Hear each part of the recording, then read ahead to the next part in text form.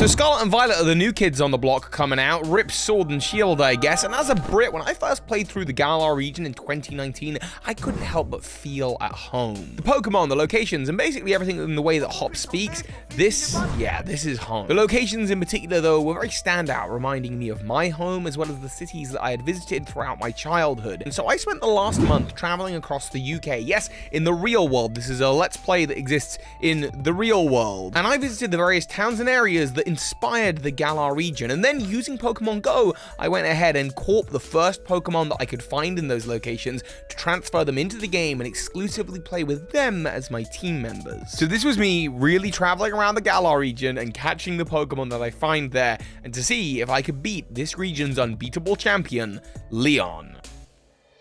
So starting our journey, we are in our hometown of Wedgehurst and Postwick. These areas are sort of one giant town, and you can tell the scenery is all the same. Rolling green hills, stone walls, and plants up the side of building, as well as a lot of annoying wooloo, which is, yeah, I can confirm, that's a very British thing. These hillscapes remind me of several villages that I've traveled throughout my life, and it isn't actually too dissimilar to where I've grown up in Hampshire. However, while researching the town inspirations of the Galar region, I learned that there aren't actually that many towns in the Pokemon world that have concrete information provided by Game Freak as to what inspired them. However, the Galar region may be an exception because of one hidden Pokemon document that most of you won't know about. There is a single guide to the Galar region document that I only know about because it is the download link on a bit of marketing that the Pokemon company did that featured me in to promote the Galar region through this bus tour. It provides plenty of information as to what inspired the various things across Galar, including the max raid dens that were inspired by the Giant's Causeway and Ireland, and spoiler alert, I didn't go to Ireland, we'll get to that. And Pokemon confirmed that Wedgehurst and Postwick were very heavily inspired by an area called Cotswolds, which is filled with greenery and lots of very cute and insular villages. I decided to set off with my friend PSA Pimp, who, because I don't drive, this journey would not have happened without him. Every single clip you're going to see is with him by my side, and we decided to head off to the Cotswolds to see who would be replacing Scorbunny, Grookey, or Sobble as my default starter.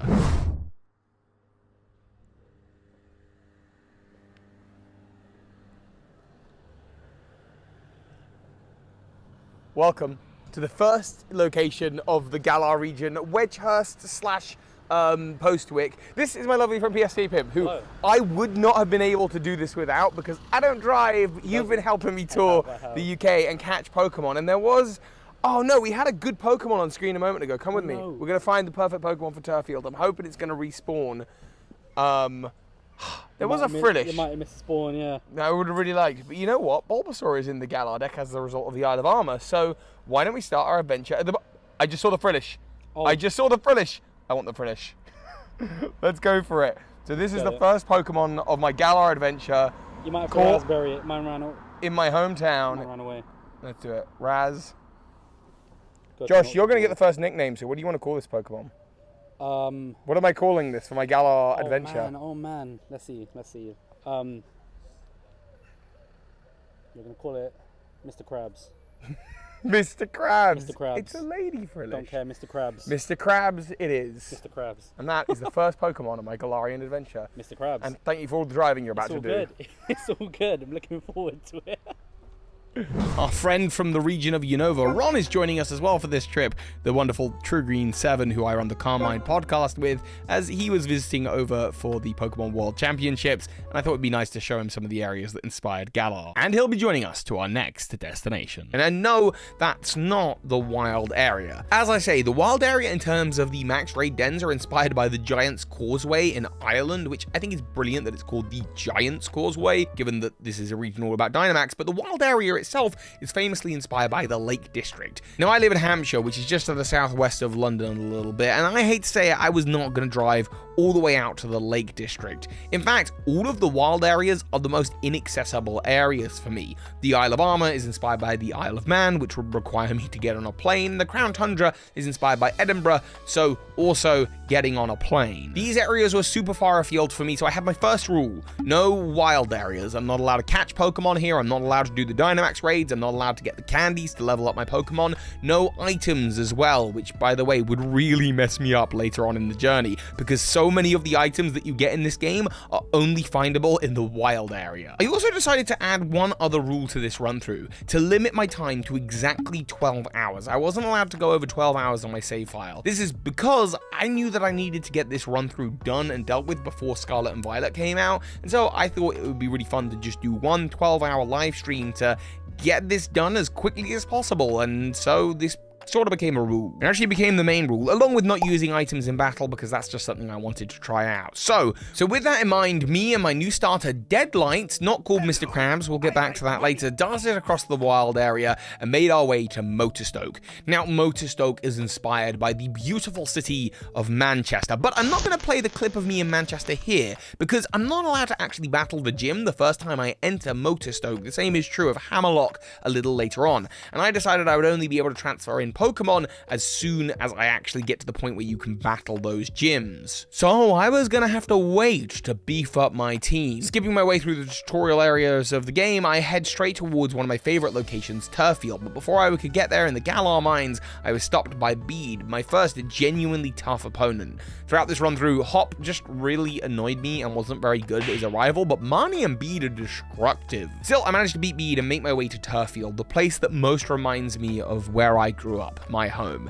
See, Turffield makes reference to the Pokemon Stonjourner, which of course is a reference to Stonehenge. The whole area here, the yellow fields before the city, and the big chalk drawing of Toxtricity on the hill, all of these trace back to various areas of Wiltshire, and specifically Amesbury, an area 12 minutes down the road from me. Yes, I live within 15 minutes of Stonehenge. It's cool the first time you see it, after that it's just a traffic jam. But I think it is a gorgeous area, and so headed off with PSA Pimp and True Green 7, we decided to take a pilgrimage up playing Pokemon Go on one of the Pokemon Go Fest days. I was showing him around and getting ready to catch a new Pokemon. So I am with the greenest person, True Green 7, in the greenest area that inspired Turffield and Pokemon Sword and Shield, Stonehenge, catching a Pokemon. And actually, surprisingly, there's lots of Pokemon here. There's a Cranidos, but I don't think Cranidos is in Sword and Shield, which is a shame. I would love to have got a rare fossil here. So instead, I think I'm going to go for a Hitmontop, whenever it allows me to zoom in. Hitmontop, Hitmonlee, Hitmonlee. And let's see if I can't add that to the team.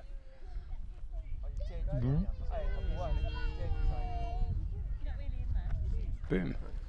Teammate number 2 added. The lovely Tierra Star asked me to call the Hitmonlee Hitmonliam after Ace Trainer Liam, and we continued on, rolling our way through the first gym and actually struggling a little bit here. It occurred to me at this point I was already 3 hours into the journey and only just battling the first gym now. I don't understand why the tutorial for modern Pokemon games is so long, everything prior to the first gym. It would have been longer if I was actually exploring the wild area as well. Still, I should be able to beat the game within about 12 hours as long as I could beat a new gym every hour, and still allow myself a couple of hours for the evil team and the legendary Pokemon, and of course the league and the champion. And what was great about this is after I managed to beat Milo and take over this area that reminded me so much of home, I headed straight for Nessa, whose gym battle would only be 15 minutes away. So this journey was going to hopefully be super achievable, but it required me to enter the town of Hullbury, and this is where you may consider my challenge actually failed. So yeah, by name etymology you might assume that Hullbury is inspired by Hull. Of course, the lighthouse is very similar to the Plymouth Lighthouse, and there is nothing in the Galar guide about this location. Of course, we know that the name etymology isn't everything. After all, it is confirmed in that document that Turffield is inspired by the Amesbury area, and like, those names don't even sound remotely alike. Hull, however, is incredibly far north from where I am, and Plymouth incredibly far south. I mean, there are literally places of France closer to where I live than either of these locations, so instead I took True Green 7 out for a lovely day in Brighton, which is probably the most famous seaside town here in England. And it is incredibly hilly, showing off some of the various hills that you do see here in Hullbury. Hullbury is a seaside town in the Galar region. Is it based off of Hull? Name sounds likely. Or is it Plymouth Lighthouse? I don't know, but those places are a little bit far away, so you might consider this the one I failed. I'm in Brighton, and that behind me is the ocean. Let's see if we can catch a Pokemon around here. And we have... ooh, an electric type to help us with the gym. I see a Pikachu right there. Let's make it happen. Boop. What's your breakout? Oh, please no. This is because I didn't go to the place with the lighthouse. Okay, you're good. Ooh. Nice. What do you reckon, Ron? That's pretty good. I did put a poll to see if the Pikachu should be allowed to enter my team and stay, and while I wasn't 100% sure that it felt like I had actually visited the Hulbury of the Pokemon world, you all said in the chat that I did, so thank you for giving me some mercy on that. I added Pikachu to the team, which we named Brighty after Brighton, and also Pikachu being bright because it uses electric moves, and here was our next problem. Pikachu only evolved into Raichu via the Thunderstone. And where do you get a Thunderstone in Sword and Shield? Exclusively and only in the wild area, which I've forbidden myself from going through or grabbing items from, unless of course it's just to go through because I have to for the game. So this Pikachu was never going to evolve. However, it did help me and my team break through Nessa's defenses, and we could head straight on to the great red city of, well, Manchester, the inspiration for Motorstoke. Welcome to Manchester, the home of what I'm assuming will be Motorstoke in the Pokemon world. I think everyone's pretty synonymously agreed on that. I have Pokemon Go. Shall we have a look at what's available to me in the real world version of Motorstoke? We got a Zubat, an Octillery, a Weasel, a Hisuian Voltorb, and a Tentacool, who is definitely in the Galar Pokedex. Personally, I love the idea of having an evolved Pokemon, so I'm going to go for the Octillery, and it'll help me out with a Water Gym here later. I've also never had an Octillery before. So, yeah, let's do it. Let's see. Oh, let's throw our Pokeballs away. I'm going to do the Golden Raz. Okay, here we go. This is going to be a big Pokemon for the team, hopefully. That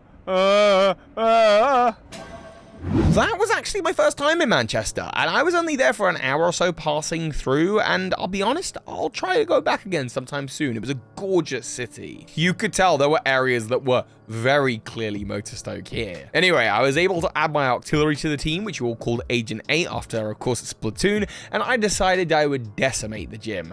Luckily, a lack of water Pokemon were not an issue here, and I was doing well keeping up on time. I sped through the forbidden land of the wild area straight to Hammerlock, and once again, I'm not going to be able to tell you too much about Hammerlock now, because the Hammerlock gym is the 8th gym in the region. So instead, I would go off to the very Britishly iconic desert area of the game, because of course Britain is so well known for its deserts, and hang on, I'm going to Google this. What do you know, there actually is a sort of desert beach in the UK. I eventually arrived in Stoke-on-Trent around the 5.5 hour mark. Now, Stoke-on-Trent is, in my opinion, inspired by the area Stoke-on-Trent, and again, Stoke-on-Trent, it doesn't visually look like anywhere in the UK. However, in Stoke-on-Trent, which is in Stoke on the River Trent, that's why it's named that, I guess there's a river side? So on side? Is there a river in that town? I guess the gym's kind of in a bit of water. Anyway, the imagery of this city is, in my opinion, quite inspired by the pottery museum that exists in Stoke-on-Trent. And so this is where I caught my next Pokemon, but actually the first place we visited on our whole road trip journey.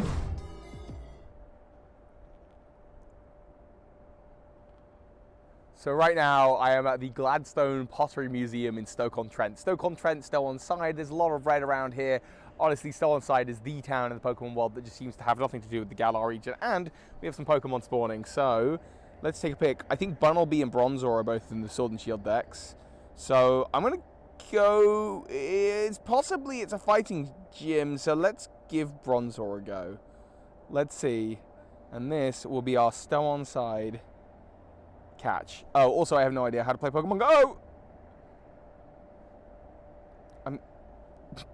Okay, we got there in the end. 4 hours later. Smashing. Alright, that is Bronzor caught. That's Stoke-on-Trent, everyone. Feeling at this point that like the Bronzor might be pretty weak because the levels in Pokemon Go are so frustratingly low, I decided to call this Mid Ben, because of course one day it will evolve into Bronzong, and if you don't know, Big Ben is the name of the bell in the tower, not the actual tower itself, but this is a Bronzor and it's low level, so we're calling it Mid Ben. And this battle was probably the toughest, especially because I was becoming very aware of the time restriction. I did come up with a winning strategy where Friddish would be able to take out B's Hitmontop because it knew nothing that was effective against it, Pangoro, of course, was a different matter, knowing many dark moves, but Hitmonleum came in super useful here with the move Fake Out and then Brick Break to kill.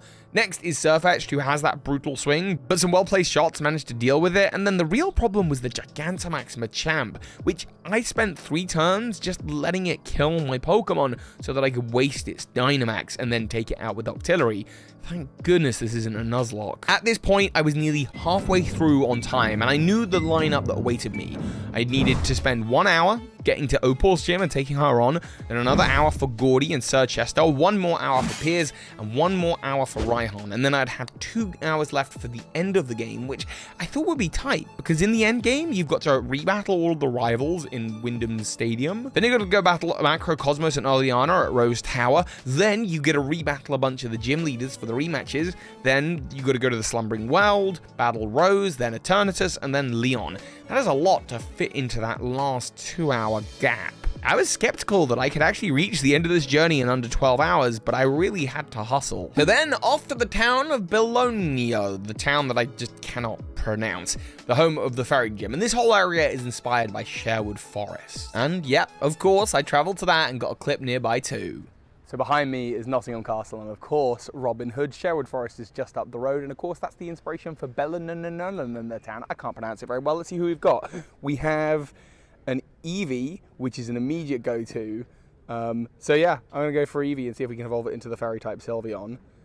Boop, nice, in 1. Doo-doo, doo-doo. Wicked. So far. Flawless catch, easy, on to the next place. Named Robin after Robin Hood, Eevee had joined the team, but at quite a low level, I really didn't think it would be pulling much weight. By this time, Deadlight had evolved into a Jellicent, and Midven was a full-blown bell now. We beat Opal within the hour and scurried back through Hammerlock to have that amazing cutscene where Opal just goes absolutely nuts on Bede. I love these facial expressions so much. And made our way up a route that this just isn't the UK. This is the one that is absolutely not the UK. It's Roman, I guess? Before making our way to Sirchester. And Sirchester is not only my favorite town in possibly all of Pokemon, definitely of the Galar region, it's also inspired by, I think, my favorite city in all of England. Aside from London, that is, Bath is absolutely stunning. I would love to retire here. And if you ever visit the UK, please visit Bath. It's absolutely gorgeous. Me and True Green 7 had a fantastic time there. Here's a picture of PSA Pimp, True Green 7, and the Last Shaman all making trouble. And the Roman Baths were very cool. I'd actually never been in before, but I decided this was the time to go in and catch myself a Pokemon right there in the Roman Baths. And now we are in my favorite town in the whole of the Galar region, the inspiration for Sirchester, Bath. Let's see what Pokemon we can catch here. I would love to be here at winter. And what is available in the Galar Pokedex based on these here available Pokemon? Okay, looking at it, we're going to go with the Growlithe, because of course it's an ice gym, and we want to be prepared with a fire-type Pokemon. Come on. Come on. And hopefully this will warm us up for Sirchester's gym. Nice. I like it here. Named Caesar after the salad and pizza chain, I had yet another Pokemon that would only evolve with an evolutionary stone, something I can't get hold of because I can't go into the wild area to get one. And what's more of a shame is this is Sword version, not Shield, so Growlithe really wasn't going to be able to do much because this gym wasn't an ice gym, it's a rock gym. Gordy though was relatively easy. Like I say, water Pokemon were not a problem on this team. I now had Deadlights, the Jellicent, who was absolutely demolishing. Backed up by Octillery, my Pokemon team must have known that Splatoon was on the way out. So I went very quickly down to Spikemuth, racing through the route trying to avoid as many trainers as possible. Now, Spikemuth is an interesting one. For all of these other towns, there's either been lots of very clear references online as to what inspired these towns, or direct confirmation in the Galar Guide.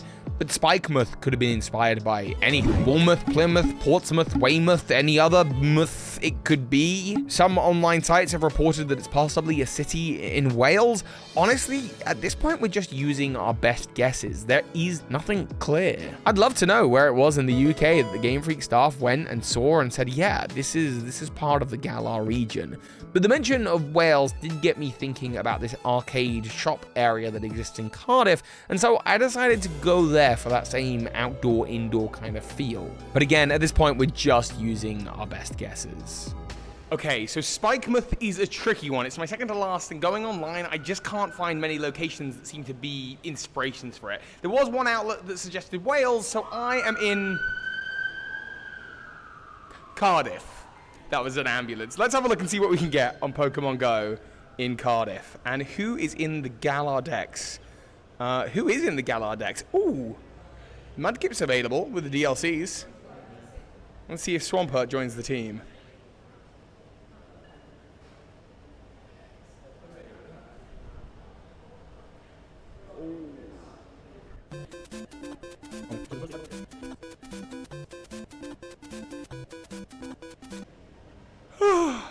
Thank you, Spikemuth. Thank you. And thank you, Ron, who's behind the camera. You heard I like Mudkips? I love Mudkip. It's probably my favorite Hoenn starter, and to have it on the team at this point would be fine because the experience share was probably going to get it up to a Swampert pretty quickly. While nicknaming though, I did get a call from none other than PSA Pimp, who reminded me of something. I had forgotten to call Frillish Mr. Krabs, and so now our Lady Mudkip would join us in our final hour as Mr. Krabs the Mudkip, which just makes no sense. It is not a crab, although I guess neither was Frillish. Piers was much easier than the other gym leaders. Without Dynamax to worry about, I really could just navigate and take advantage of the dark type that I was against with Hitmonlee's fighting moves. We just had 2 towns left, the great city of Wyndon and of course Hammerlock, which we'd already visited twice before, but with its draconic castle, I had to think about where inspired this. Could it be Windsor, which has one of the biggest castles, actually I think that's the biggest castle by the way, in all of Europe? Or another big suggestion that I saw a lot online, which I would totally agree with, was Warwick Castle. Unfortunately, getting into Warwick Castle itself is a paid situation, so we got next to the Warwick Castle sign and stood outside a pub. Now, the great city of Hammerlock is inspired by Warwick Castle, which is right over there, but you got to pay to get into the castle. So instead, we're in front of a really cool-looking Tudor-era house pub, having a little look around it. Okay. Can you transfer the Algrim Palkia into... That counts, right? You're going to have to do the raid and catch it, I think. I don't think you're going to be able to do that on your... Can't do that on your own. I can't take that on my own. No. Dang it. Okay, our options are another Bronzor, a Zubat, or an Azumarill. I don't think we have an Azumarill. Oh. Let's go for the Azumarill. Boop. Go on. Go on. That's a second, and it's raining. It's raining for Azumarill. That's Hammerlock. I named the Azumarill Marty after the lovely Virtually Marty, and with an evolution on my team, I decided to have bulkier stats than Pikachu for the upcoming gym, plus with the upcoming gym being Dragon, Fairy would have advantage here. Raihan's gym did require a lot more strategy, but we got there in the end. See, I was 8.5 hours in, and even though I now had all 8 of my gym badges, it only left me with 3.5 hours to do the end of the game. It seems like more than enough, but there are so many cutscenes towards the end of Pokemon Sword and Shield, and even with animations off, text speed on fast, I was genuinely worried that I wouldn't make it in 12 hours, and I was right to be worried. Still, 9 hours of streaming really took the energy out of me, so I decided to take a break for the night and resume the final 3 hours, or 3.5 hours, in the morning. I decided here was a perfectly good point to take a break to rest. By the way, over the last year, I really enjoy doing my run-throughs. I know I've only really done 2 or 3 before this. I know that before this year, there was the Legends Arceus run-through as Ash Ketchum, and then my first ever Nuzlocke, and I know that this isn't the most challenging run-through that exists. In fact, the challenge is pretty minimal. When I've been watching other challenge run-throughs by like Patters or Smallan or whoever else, challenge has never really been my objective for this. I'm never ever going to be able to beat a challenge run through that is as high level as what they can do. Although Patters, I see you in the comments challenging me to a hardcore Nuzlocke. Maybe I'll give it a go next year. Instead, I'm much more interested in telling stories. The moment Pokemon Go came out, I thought it would be so cool if one day they included compatibility with the main series of games. If one day I could catch a Poliwag in my garden and transfer it into the game and take it on a journey with me. Here, for the first time, not only is that possible, but I am able to travel travel around the Pokemon world in the region that is inspired by the locations I grew up in and that I visited on holiday, and I can literally catch the Pokemon in the real world equivalent. I know that this challenge run through is not going to be appealing to the masses, but to those of you who are watching this and enjoying this, to those of you who are sort of 20 to 25 minutes into this video and like the idea of this, just thank you, because you resonate with me clearly on a level of like Pokemon love that I suspect is quite niche. I feel very grateful that I got to do this, and I think this is, for me, the nicest way that I can send off the generation that is inspired by the place I've grown up, because I've spent so many years wondering, what would it be like if my home existed in the world of Pokemon? And yeah, now I know. Also, a quick little update if you're wanting to support the channel any further. The new Tree of Evolution is now available for pre-order, with all of the Gen 9 species that are newly discovered being added to this tree. It's only on pre-orders right now, which is why we only have a pre-order image up, because of course we don't know what everything looks like yet. But as soon as we do, we will add them all to the poster. This is something that me and the Last Shaman have been working on very, very hard. If you get your pre-orders in now, you got a good chance of getting yours before the holidays. The link is in the description, so don't miss out. Get one for yourself as a gift or for a friend. And thanks. Anyway, the next day, the journey resumed in Wyndon, and of course you'll never guess what city Wyndon is inspired by. I'm not even gonna do a fake out joke here. Yeah, you know it's London, of course it is. And in Wyndon, you've got this big Wembley Stadium-like area, but I didn't go out to Wembley Stadium to film this video. Instead, given the nature of a world tournament where all the biggest and strongest Pokemon trainers were coming together, I thought it'd be far more appropriate for me to get the clip last thing at the Pokemon World Championships. On the very last day, very last thing in the evening, that is what I got. A clip of me at the World Championships inside the XL Centre in London. Of course, we are now at the final city in our journey, Wyndon, inspired by London, and I am at the Pokemon World Championships, because where else would I do this? And let's have a look at Pokemon Go, which is currently stacked with Pokemon, and they're all really low level. This is going to be the final Pokemon on my team, but I think I'm going to go with a Nidorina. I think evolving this into the Royal Highness Nidoqueen of the Galar region would be really cool. So let's see if we can't. And it's a great throw, so I'm hopeful. In London, it's Her Majesty Queen Elizabeth. Thank you. Hey Pokemon Masters, future Birdkeeper Toby here. A quick note from the future. Of course, this is a very poorly timed reference. The Queen passed away shortly after this clip was recorded. Nothing was meant by this clip other than a fun little reference. Nidoran actually won't be appearing for the rest of the run through because, again, you need a Moonstone to evolve it, and those are only available in the wild area. But I just wanted to pop in to say, of course, nothing was meant by this. This was just entirely an unfortunate coincidence. And I began powering to the end of the game. And wow, the end of the game here sees you doing so much. 3 rival battles, including one with B, which is just really annoying, and with each one I felt very under-leveled because I hadn't spent any time in the wild area leveling up. Also, all my Pokemon came into the game under-leveled because they came from Pokemon Go. Then you deal with Macrocosmos and Aliana, who, to be honest, they were really easy for me thanks to Hitmonleum, who was just rolling through them. Then you got to rebattle 3 gym leaders, who all are very hard, but once I was able to take on Gmax Duraludon, I knew I'd be fine against Rose, because Gmax Duraludon was a Dragon Steel type that was incredibly powerful, and Hitmonleum just dealt with it like a boss. And all Rose uses is Steel Pokemon. So, the moment I got to Chairman Rose after doing all the Slumbering World stuff, I Dynamaxed Hitmonleum and then did a bunch of Max Knuckles to power up the attack of Hitmonleum, and then I just swept through Rose's team, taking out the G-Max Copperaja in one hit.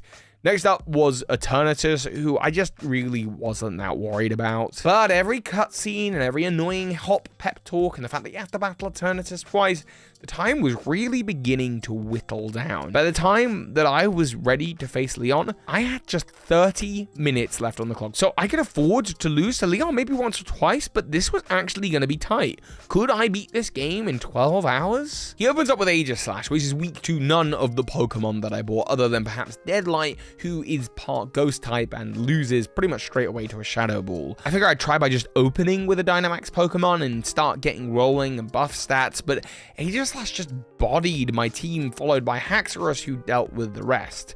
Okay, 1 round down, potentially 2 to go with 25 minutes left on the clock. But round 2 was very similar. No matter how I finangled and planned, I just couldn't get a winning sequence of moves. And again, I'm not allowing myself items My Pokemon were simply under-leveled, and I couldn't get past Dracopult. Oh, if only we had driven further north to the Lake District.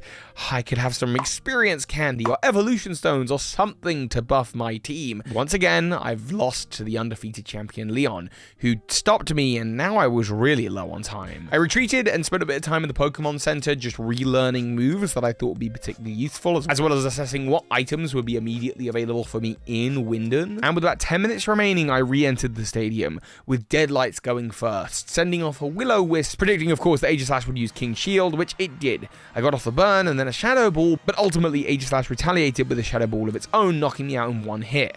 I sent out Mr. Krabs. You feeling it now, Mr. Krabs? I started with a Protect, so letting Aegislash burn do a little bit more, and then swapped into Bronzong, assuming a Sacred Sword. But Leon full restored Aegislash, so I'm no better off now than where I started. I tried for a Confuse Ray, and did manage to get Aegislash to hit itself in confusion. Then I started dishing out Earthquakes, and a second one did manage to do the job, but then in came the starter Pokemon that I didn't pick. To get revenge on me, it was Rillaboom.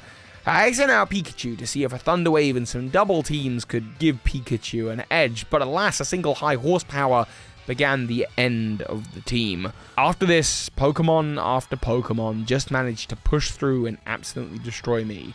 Despite a Dynamax Hitmonleum who I was hoping could use Max Knuckle to boost its attack and then sweep, I was outsped. Rillaboom and then Haxorus. Dracopult, Charizard, they never even hit the field. And with that, my team was wiped out. I looked at the clock, 12 hours and 1 minute. I had officially failed the challenge. And that would seem to be a low point to end this video on, but canonically it makes sense. Leon is the undefeated champion, and if I actually lived in this region, these would have been the Pokemon that I would have collected on my journey. I loved the fact that Hitmonleum was one of my strongest Pokemon, and I caught it in the area closest to my home, but also the Cotswolds getting Frillish as my starter. What a lovely and unique thing to do. Frillish and Jellicent are some of my favorite Pokemon. The 12 hours of streaming was fun, and playing Sword and Shield this time was fun, but the most fun I've had with Sword and Shield is just those first few times playing through. The first time I played through and I listened to the way that Hop spoke and actually looked at his jacket and I was like, I've got that jacket. Visiting Turffield and feeling so at home, seeing the area that I grew up represented. Landscapes like this exist for real about 10 minutes away from me.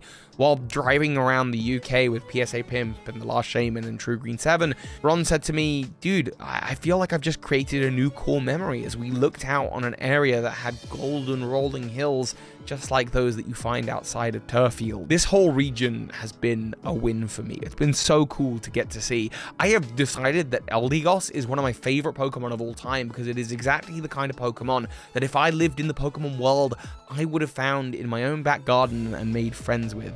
Also, we got similar hair. I absolutely love the Galar region, and with it and its DLCs, it's been so exciting to get to explore.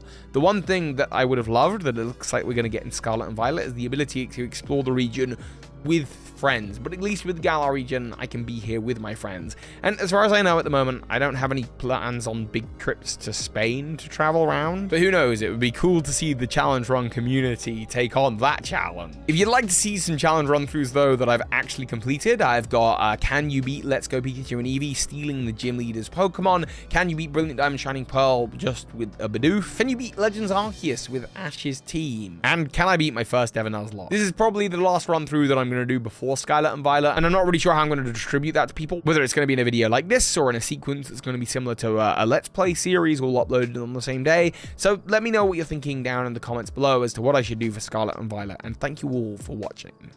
And of course, so hi Pokemon Masters. This is Ash Ketchum. You just watched a video by Birdkeeper Toby. That makes you a Pokemon Master. A huge thank you to my Patreons who make this channel and Cardkeeper Toby possible, and a huge shout out to the big patrons of this month, Michael Hornshoe, The Elgator, Jedruben, and NavyBlueSuicune. Thank you.